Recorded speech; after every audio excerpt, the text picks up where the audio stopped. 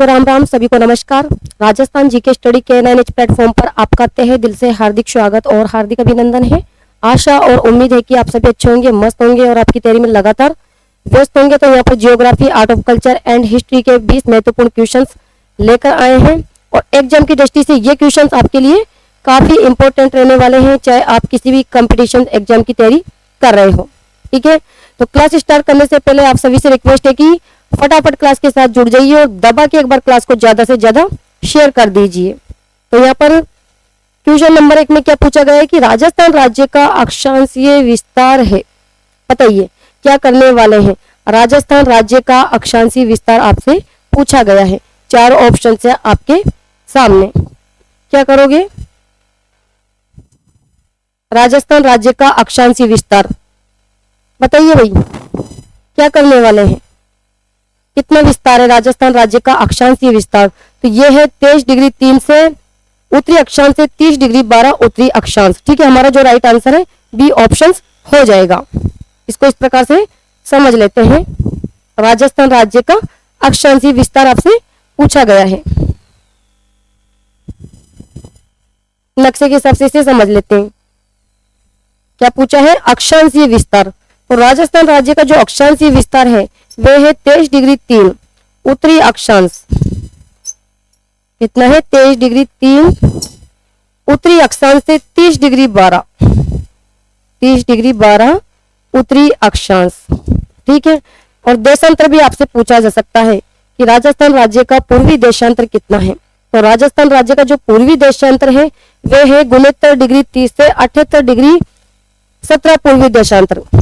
69 degree 30 पूर्वी देशांतर से 78 डिग्री 17 पूर्वी देशांतर। ठीक है, तो यहाँ पर तो क्या पूछा गया है, अक्षांशीय विस्तार 23 डिग्री 3 उत्तरी अक्षांश से 30 डिग्री 12 उत्तरी अक्षांश। ठीक है, हमारा जो राइट आंसर होगा यहाँ पर क्या हो जाएगा, बी ऑप्शन हो जाएगा। ठीक है, क्लियर यहाँ तक। क्वेश्चन नंबर 2 देखते हैं। क्वेश्चन नंबर 2 में आपसे क्या पूछा गया है। क्वेश्चन बनाकर दिया जा सकता है आपको कि राजस्थान राज्य का जो अक्षांशीय अंतर है वो कितना है। बताइए कि राजस्थान राज्य का जो अक्षांशीय अंतर है वो कितना है। तो 60 डिग्री 9। कितना है, 60 डिग्री 9 और देशांतरीय अंतर 8 डिग्री 47। ठीक है, क्वेश्चन नंबर 2 बताइए कि राजस्थान की पश्चिमी सीमा जो पाकिस्तान से सटी है उस पर निम्न में से कौन से जिले स्थित है। 4 ऑप्शंस यहाँ पर आपको दिए गए हैं। तो देख लीजिए, राजस्थान में जो अंतरराष्ट्रीय सीमा बनाने वाले जिले कितने हैं वर्तमान समय में, 5 जिले। कौन कौन से जिले हैं, 5। एक तो हो गया श्री गंगानगर, दूसरा है बीकानेर, फलोदी, जैसलमेर और बाड़मेर। तो जो ए ऑप्शन है यहाँ पर तो दे रखा है चूरू। ठीक है, चूरू को अंतरराष्ट्रीय सीमा नहीं बनाता है, ये ऑप्शन तो वैसे ही कट हो गया। बी ऑप्शन में आपको दे रखा है बीकानेर बनाता है अंतरराष्ट्रीय सीमा, बाड़मेर भी बनाता है, जैसलमेर भी अंतरराष्ट्रीय सीमा बनाता है, लेकिन जालोर नहीं बनाता है। ठीक है, ये वाला ऑप्शन यहाँ पर गलत। सी ऑप्शन में आपको जालोर दे दिया, ये वाला भी ऑप्शन गलत है। अंतरराष्ट्रीय सीमा बनाने वाले जिले कौन से हैं, बाड़मेर बनाता है, जैसलमेर बनाता है, बीकानेर और श्री गंगानगर। ठीक है, इसके अलावा फलोदी भी अंतरराष्ट्रीय सीमा बनाता है। तो यहाँ पर यही पूछा गया है कि अंतरराष्ट्रीय सीमा बनाने वाले जिले हैं। ठीक है, क्वेश्चन नंबर देखते हैं 3। बताइए राजस्थान के कितने प्रतिशत भूभाग हाड़ौती का पठार फैला हुआ है। क्वेश्चन को आप पहले ध्यानपूर्वक पढ़ा करो। ठीक है, ध्यानपूर्वक पढ़ो क्वेश्चन को कि राजस्थान के कितने प्रतिशत भूभाग पर हाड़ौती का पठार फैला हुआ है। क्या करने वाले हैं। क्वेश्चन नंबर 3 का राइट आंसर 6%। ठीक है, हमारा जो राइट आंसर है वो डी ऑप्शन के साथ हम जाएंगे। और राजस्थान को प्रमुख रूप से कितने भौतिक प्रदेशों में बांटा गया है, 4 भागों में। ठीक है, कौन कौन से भागों में बांटा गया है बताइए। राजस्थान को 4 भौतिक प्रदेशों में बांटा गया है। कौन कौन से भागों में बांटा गया है बताइए, प्रदेशों के नाम बताइए। एक तो बांटा गया है मरुस्थलीय प्रदेश। कौन सा प्रदेश, मरुस्थलीय। ठीक है, मरुस्थलीय प्रदेश। दूसरा बांटा गया है कौन से, मैदानी प्रदेश में। ठीक है, तीसरा बताइए अरावली प्रदेश। कौन से में? अरावली प्रदेश में। इसके अलावा पठारी प्रदेश। ठीक है, तो राजस्थान को प्रमुख रूप से कितने भौतिक प्रदेशों में बांटा गया है? 4 भागों में, ये पठारी प्रदेश। ठीक है, अब क्वेश्चन आपको यहाँ पर बनाकर दिया जा सकता है कि मरुस्थलीय जो प्रदेश है इसका क्षेत्रफल भी पूछा जा सकता है और इस पर कितने प्रतिशत जनसंख्या निवास करती है, ये भी क्वेश्चन बनाकर आपको दिया जा सकता है। तो मरुस्थलीय जो प्रदेश है इसका क्षेत्रफल कितना है? 61.11%। ध्यान में रखना, जो मरुस्थलीय प्रदेश है इसका क्षेत्रफल कितना है? 61.11% और जनसंख्या कितनी निवास करती है? पर 40%। ठीक है, इसके अलावा जो मैदानी प्रदेश है, अगर मैदानी प्रदेश की क्षेत्रफल की बात करते हैं तो क्षेत्रफल तो कितना है? 23%। कितना है? 23% और जनसंख्या निवास करती है 39%। ठीक है, तो जनसंख्या भी पूछी जा सकती है, क्षेत्रफल भी पूछा जा सकता है। इसके अलावा अरावली प्रदेश के क्षेत्रफल की बात कर रहे हैं तो 9% क्षेत्रफल है और 10% यहाँ पर जनसंख्या निवास करती है। ठीक है, इसके अलावा जो पठारी प्रदेश की बात करें तो क्षेत्रफल है 6.89% और कितने प्रतिशत जनसंख्या निवास करती है? 11%। ठीक है, इस प्रकार से आपको क्षेत्रफल और जनसंख्या पूछी जा सकती है। ठीक है, तो हमारा यहाँ पर राइट आंसर क्या हो जाएगा? डी ऑप्शन हो जाएगा। ठीक है, हाड़ौती पठार फैला हुआ है, प्रतिशत पूछा गया है यहाँ पर आपसे। ठीक है, क्लियर। क्वेश्चन नंबर देखते हैं 4। बताइए राजस्थान के किस भाग में हाड़ौती पठार स्थित है? ये क्वेश्चन एग्जाम में कई बार पूछा जाता है। राजस्थान के किस भाग में हाड़ौती पठार विस्तृत है, फैला हुआ है? तो जो हाड़ौती पठार है इसको अन्य किस नाम से जानते हैं? पहले तो ये बताइए, और क्या क्या इसके अन्य नाम हैं? या तो पूछा जा सकता है हाड़ौती पठार का जो अन्य नाम है, तो देख लेते हैं, लावा का पठार। इसे कहते हैं लावा का पठार, लावा का पठार बोल दो, या फिर बोल दो मालवा का पठार, अन्य नाम इसका मालवा पठार। या फिर बोल सकते हैं दक्कन का पठार। कौन सा? दक्कन का पठार। ठीक है, वहां पर आपको हाड़ौती पठार ना देखकर मालवा का पठार, लावा का पठार या फिर दक्कन का पठार भी दिया जा सकता है। ये राजस्थान के कौन से क्षेत्र में विस्तृत है? तो ये है दक्षिणी पूर्वी क्षेत्र में। कहां पर फैला हुआ है? दक्षिणी पूर्वी क्षेत्र में। और कौन से जिले में है? तो कोटा, बूंदी, बारा और झालावाड़, इन जिलों में इसका विस्तार है। तो यहाँ पर हमारा जो राइट आंसर है क्या हो जाएगा? डी ऑप्शन, दक्षिणी पूर्वी। राजस्थान के किस भाग में हाड़ौती पठार स्थित है? दक्षिणी पूर्वी भाग में। ठीक है, क्लियर। या हाड़ौती का जो हाड़ौती का पठार है इसको अन्य किस नाम से जानते हैं? तो लावा का पठार, मालवा का पठार, दक्कन का पठार। या फिर दक्कन का पठार का विस्तार कौन से क्षेत्र में है राजस्थान के? तो दक्षिणी पूर्वी क्षेत्र में। ठीक है, हाड़ौती का पठार ना देकर इन पठारों के नाम भी दिए जा सकते हैं आपको, तो ये हाड़ौती पठार के ही अन्य नाम है। ठीक है, नेक्स्ट क्वेश्चन नंबर देखते हैं 5। बताइए कि राजस्थान में दक्षिणी पश्चिम मानसून की अवधि होती है। क्या करोगे? राजस्थान में दक्षिण पश्चिम मानसून की अवधि होती है, क्या करोगे? पहले तो ये बताइए जो मानसून है ये किस भाषा का शब्द है? कौन बताएगा? किस भाषा का शब्द है पूछा जा रहा है आपसे। जो मानसून है ये किस भाषा का शब्द है? तो ये है अरबी भाषा का शब्द। कई बार पूछा जाता है, अरबी भाषा का शब्द है ये। ठीक है, और किस शब्द से बना है? ये मोशिन शब्द से बना है। मोशिन शब्द, मोशिन शब्द से बना है मानसून। ठीक है, और इसके जनक, मानसून के जो जनक है वे कौन है? अलमसुदी। कौन है इसके जनक? अलमसुदी। ठीक है, लेकिन यहाँ पर क्या पूछा है? दक्षिण पश्चिम मानसून की अवधि आपसे पूछी गई है। 4 ऑप्शन है आपके सामने, बताइए क्या करोगे? जून से सितंबर। यहाँ पर हमारा जो राइट आंसर है बी ऑप्शन हो जाएगा। राजस्थान में दक्षिण पश्चिम मानसून की अवधि क्या है? जून से सितंबर के मध्य। ठीक है, right answer B option. Question number देखते हैं 6। राजस्थान में जून माह में न्यूनतम वायुदाब किस जिले में होता है? अब न्यूनतम वायुदाब आपसे पूछा गया है, क्या करोगे? जून माह में न्यूनतम वायुदाब किस जिले में होता है? कौन से जिले में होता है? जैसलमेर में। कहां पर होता है? जैसलमेर में। लेकिन अगर आपको क्वेश्चन बनाकर दे दिया जाए कि सर्वाधिक आर्द्रता वाला माह कौन सा है? बताइए। सर्वाधिक आर्द्रता वाला महीने का नाम अगर आपसे पूछा जाए तो क्या करोगे? सर्वाधिक आर्द्रता कौन से महीने में रहती है? जुलाई और अगस्त के माह में। सर्वाधिक जो आर्द्रता है वो रहती है जुलाई और अगस्त के माह में। और न्यूनतम आर्द्रता वाला महीना कौन सा है? न्यूनतम आर्द्रता वाला महीना कौन सा है? अप्रैल। ठीक है, इस प्रकार से भी आपसे पूछा जा सकता है। सर्वाधिक आर्द्रता वाला महीना जुलाई और अगस्त, न्यूनतम आर्द्रता वाला महीना कौन सा है? अप्रैल का माह। ठीक है, तो यहाँ तो राइट आंसर हमारा बी ऑप्शन। ठीक है, यहाँ तक क्लियर। आगे बढ़ते हैं। Question number 7।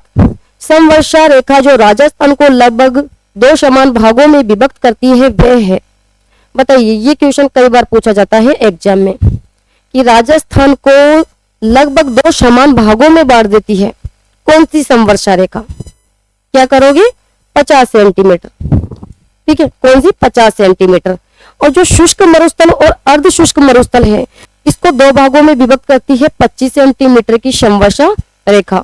या फिर बात करें 75 सेंटीमीटर समवर्षा रेखा, तो उत्तरी पूर्वी जो मैदानी प्रदेश है उसको हाड़ौती पठार से अलग करती है 75 सेंटीमीटर की समवर्षा रेखा। क्वेश्चन बनाकर दिया जा सकता है, वेरी वेरी मोस्ट इंपोर्टेंट। उसको समझ लेते हैं थोड़ा सा। यहाँ पर शुष्क मरुस्थल एवं अर्ध शुष्क मरुस्थल को 2 भागों में बांटती है। अगर आपसे पूछा जाए तो आपको करना है 25 सेंटीमीटर की समवर्षा रेखा। ठीक है, और राजस्थान को 2 भागों में विभक्त करती है। राजस्थान को 2 भागों में विभक्त करती है। कौन सी समवर्षा रेखा? 50 सेंटीमीटर समवर्षा रेखा। और तीसरा जो ऑप्शन दे रखा है हमें 75 सेंटीमीटर, ये उत्तरी पूर्वी मैदानी प्रदेश। ध्यान दीजिएगा, उत्तरी पूर्वी मैदानी प्रदेश को हाड़ौती प्रदेश को अलग करती है। ठीक है, हाड़ौती प्रदेश को अलग करती है, यानी उत्तरी पूर्वी जो मैदानी प्रदेश है उससे हाड़ौती प्रदेश को अलग करती है। कौन सी समवर्षा रेखा? 75 सेंटीमीटर समवर्षा रेखा। बस ये याद कर लीजिए आप। इसे नक्शे के हिसाब से भी एक बार समझ लीजिए आप। ठीक है, देख लेते हैं एक बार नक्शे के हिसाब से इसे कि किस प्रकार से ये विभक्त कर रही है। कि राजस्थान के जो शुष्क मरुस्थल है ये शुष्क मरुस्थल है और ये हो गया अर्ध शुष्क मरुस्थल। ठीक है, इन दोनों को 2 भागों में विभक्त करती है। कितने सेंटीमीटर की समवर्षा रेखा? 25 सेंटीमीटर की समवर्षा रेखा। ठीक है, और राजस्थान को 2 भागों में विभक्त करती है 50 सेंटीमीटर की समवर्षा रेखा। और जो उत्तरी और पूर्वी मैदानी प्रदेश है उसको हाड़ौती पठार से अलग करती है। हाड़ौती पठार से अलग करती है 75 सेंटीमीटर समवर्षा रेखा। ठीक है, क्लियर? किसी को कोई दिक्कत या प्रॉब्लम? भाई, राजस्थान का जो शुष्क मरुस्थल है, अर्ध शुष्क मरुस्थल है, इसको 2 भागों में विभक्त करती है 25 सेंटीमीटर की समवर्षा रेखा। और राजस्थान को 2 भागों में विभक्त कर रही है 50 सेंटीमीटर की समवर्षा रेखा। और उत्तरी पूर्वी मैदानी प्रदेश को हाड़ौती पठार से अलग करती है 75 सेंटीमीटर समवर्षा रेखा। क्लियर? तो हमारा यहाँ पर राइट आंसर क्या होगा? बी ऑप्शन हो जाएगा। ठीक है, नेक्स्ट क्वेश्चन देख लेते हैं। बताइए कि निम्न में से कौन सी नदी राजस्थान की बंगाल की खाड़ी अफवाह तंत्र की नदियों में शामिल नहीं है? क्या करोगे? बंगाल की खाड़ी अफवाह तंत्र की नदियों में शामिल नहीं है। 4 ऑप्शन यहाँ पर आपको दिए गए हैं, तो देख लीजिए कौन सी नदी नहीं है। लूणी। लूणी जो नदी है, जो लूणी नदी है, ये किस अफवाह तंत्र का भाग है भाई? अरब सागरीय अफवाह तंत्र का भाग है। तो हमारा राइट आंसर बी ऑप्शन हो जाएगा। जबकि चंबल नदी की अगर बात करते हैं तो चंबल नदी है बंगाल की खाड़ी अफवाह तंत्र का भाग। और बनास जो नदी है ये चंबल की सहायक नदी है, इस कारण ये भी बंगाल की खाड़ी अफवाह तंत्र का ही भाग होगा। और जो बाणगंगा नदी है ये गिरती है यमुना में, तो ये भी बंगाल की खाड़ी अफवाह तंत्र का भाग है। बचा कौन सा ऑप्शन? बी ऑप्शन, लूणी नदी। लूणी नदी अरब सागरीय अफवाह तंत्र का भाग है और लूणी नदी गिरती है कच्छ के रण में। ठीक है, अफवाह तंत्र को कितने भागों में बांटा गया है? बताइए। 3 भागों में। कौन कौन से भागों में बांटा गया है? अरब सागरीय अफवाह तंत्र, इसके अलावा बंगाल की खाड़ी अफवाह तंत्र और आंतरिक अफवाह तंत्र। अरब सागरीय अफवाह तंत्र किसे कहते हैं? कि ऐसी नदियां जो अरब सागर में गिरती है, जैसे हो गई लूणी, माही, साबरमती या पश्चिमी बनास नदी, ये अरब सागरीय अफवाह तंत्र में गिरने वाली नदी है। जबकि जो बंगाल की खाड़ी अफवाह तंत्र है उसमें कौन कौन सी नदी गिरती है? चंबल हो गई, बनास हो गई, बाणगंगा हो गई, इसके अलावा गंभीर नदी। और आंतरिक अफवाह तंत्र नदी किसे कहते हैं? कि ऐसी नदी जो ना अरब सागर में गिरती है न ही बंगाल की खाड़ी में गिरती है, यानी बीच के क्षेत्र में ही बहकर विलुप्त हो जाती है, उस नदी को कहते हैं आंतरिक अफवाह तंत्र वाली नदी। जैसे कि गग्गर हो गई या फिर कांतली हो गई, मेंढा हो गई, रूपनगढ़ हो गई, रूपारेल हो गई या फिर शाबी नदी, ये आती है आंतरिक अफवाह तंत्र में। ठीक है, क्लियर। नेक्स्ट क्वेश्चन देखते हैं। बताइए कि राजस्थान की किस नदी को स्थानीय रूप में वन की आशा कहा जाता है?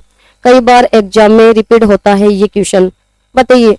वन की आशा के नाम से तो आप सभी जानते हैं कौन सी नदी को जाना जाता है? बनास को। ठीक है, और बनास किसकी सहायक नदी है? चंबल की सहायक नदी है। तो हमारा राइट आंसर यहाँ पर क्या हो जाएगा? डी ऑप्शन हो जाएगा कि वन की आशा कहा जाता है बनास को। जबकि जो माही नदी है ये कहलाती है आदिवासियों की गंगा, वागड़ की गंगा। ठीक है, ये चंबल नदी कहलाती है राजस्थान की कामधेनु, लूणी नदी कहलाती है मारवाड़ की गंगा। ठीक है, इस प्रकार से आपको क्वेश्चन बनाकर दिया जाता है। नेक्स्ट देख लेते हैं फटाफट। क्वेश्चन नंबर 10 बताइए, ध्यानपूर्वक पढ़िएगा कि मेजा बांध किस नदी पर स्थित है? क्या करने वाले हैं? मेजा बांध कौन सी नदी पर स्थित है? पहले तो ये बताइए, जो मेजा बांध है ये राजस्थान के कौन से जिले में स्थित है? तो ये है भीलवाड़ा में। मेजा बांध कहाँ पर है? भीलवाड़ा में। और कौन सी नदी पर है ये मेजा बांध? कोठारी नदी पर। कोठारी नदी पर स्थित बांध है। हमारा राइट आंसर ए ऑप्शन हो जाएगा। जबकि चंबल नदी पर तो कौन कौन से बांध है आप सभी जानते हैं? राणा प्रताप सागर बांध, राणा प्रताप सागर बांध। ठीक है, इसके अलावा जवाहर सागर बांध, जवाहर सागर बांध। इसके अलावा कोटा बैराज, कौन सा? कोटा बैराज। और गांधी सागर बांध, कौन सा? गांधी सागर बांध। ये कहां पर है? मंदसौर मध्य प्रदेश। ठीक है, ये बांध है चंबल नदी पर स्थित। और बनास नदी पर आप सभी जानते हैं कौन सा बांध है? बीसलपुर बांध। बीसलपुर बांध ये कौन सी नदी पर स्थित है? बनास नदी पर स्थित बांध है। इसके अलावा जो जाखम नदी पर कौन सा बांध है? तो जाखम बांध। जाखम नदी पर है जाखम बांध। कहां पर? प्रतापगढ़। ठीक है, क्लियर। तो यहाँ पर हमारा जो राइट आंसर होगा ए ऑप्शन हो जाएगा। ठीक है, क्वेश्चन नंबर देख लेते हैं। तो क्वेश्चन हर बार एग्जाम में यहाँ से ही पूछे जाते हैं, बस पूछने के तरीके में थोड़ा सा परिवर्तन किया जाता है या फिर ऑप्शंस में आपको यहाँ पर परिवर्तन देखने को मिलता है। क्वेश्चन नंबर 11 कि निम्न में से कौन सी एक खरीफ की फसल नहीं है? बताइए भाई, खरीफ की फसल नहीं है, 4 ऑप्शन है। कौन सी फसल नहीं है? गेहूं। ठीक है, गेहूं कैसी फसल है? रबी की। कैसी फसल है ये? रबी की। और रबी की फसल को किस नाम से जानते हैं? अन्य। बताइए, रबी की फसल को अन्य किस नाम से जानते हैं? ओनालू। रबी की फसल को जाना जाता है ओनालू के नाम से। और खरीफ की फसल को किस नाम से जानते हैं? शालू के नाम से। खरीफ की फसल को जानते हैं शालू के नाम से। तो मक्का, ज्वार और चावल ये कैसी फसल है? खरीफ की फसल है। ठीक है, जबकि गेहूं कैसी फसल है? रबी की फसल। ठीक है, गेहूं, जौ, चना, सरसों।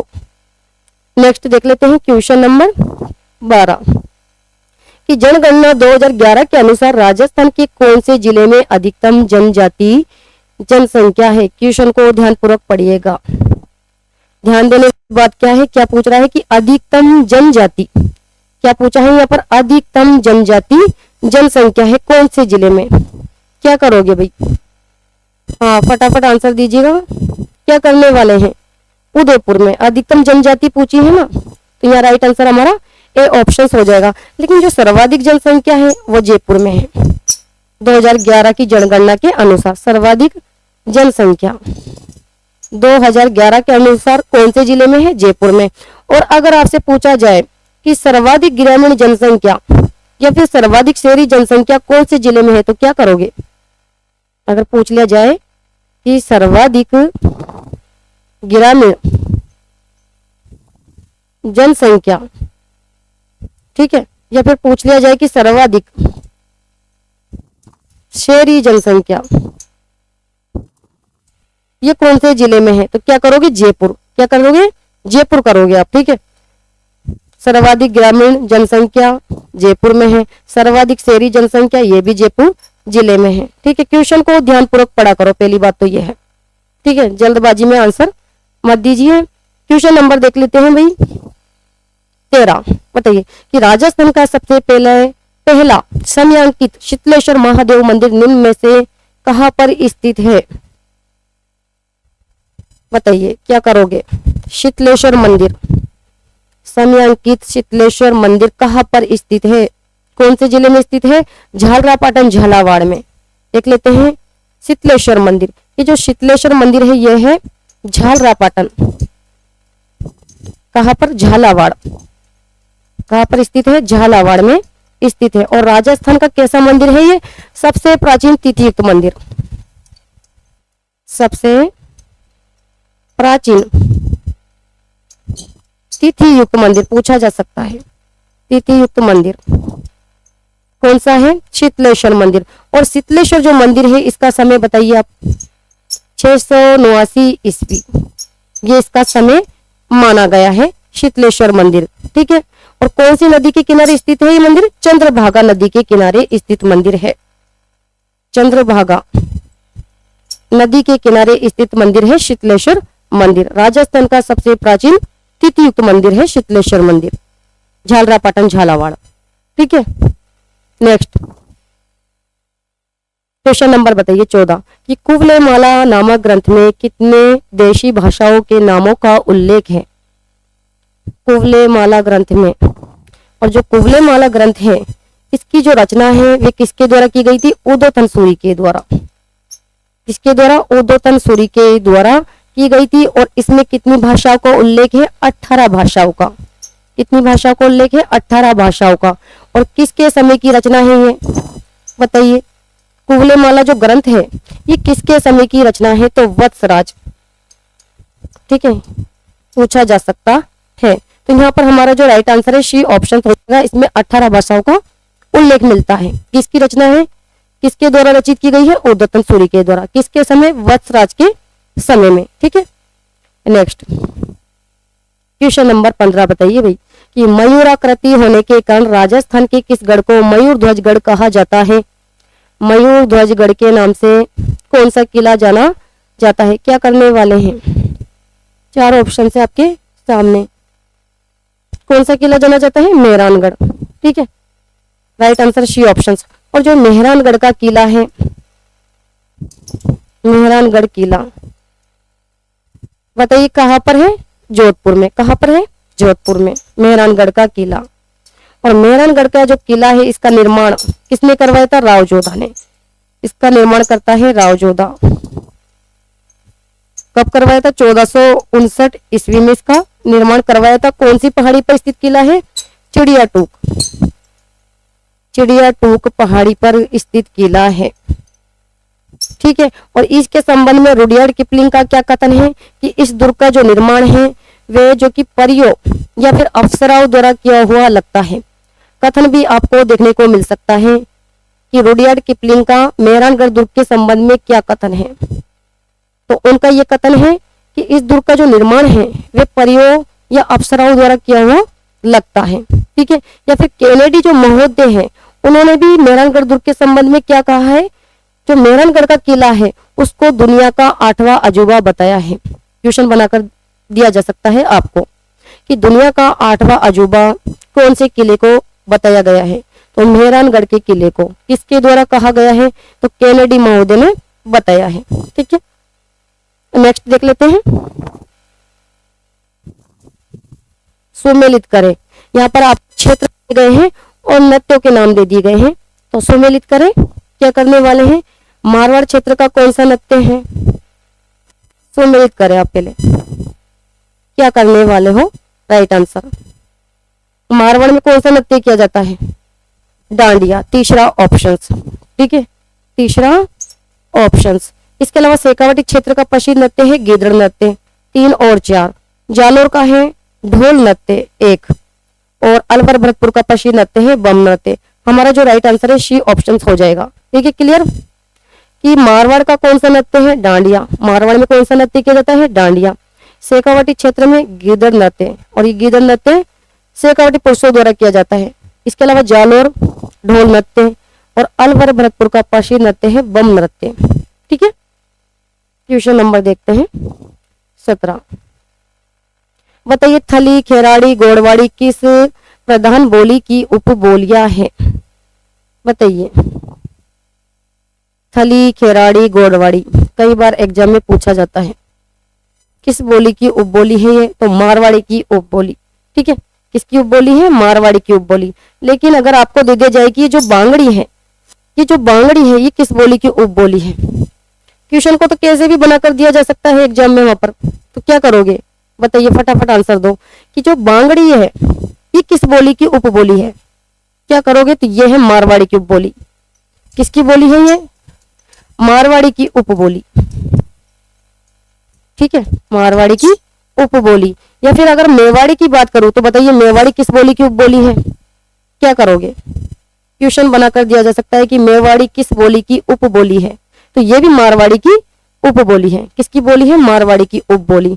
और ढूंढाड़ी की उपबोलियों के नाम बता दीजिए आप मुझे। इस ढूंढाड़ी बोली है इसकी कौन कौन सी उपबोलियां हैं। एक तो हो गई ढूंढाड़ी की उपबोली 84। ठीक है, इसके अलावा राजावाटी या फिर तोरावाटी या फिर हाड़ोती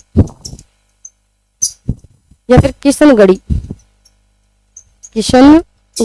या फिर अजमेरी या फिर नागरचौल, ये किस बोली की उपबोली है, तो ढूंढाड़ी की उपबोली है। ठीक है, यहाँ से आपको क्वेश्चन बनाकर दिया जा सकता है कि 84 राजावटी किस बोली की उपबोली है, तो ये आप याद कर लीजिए।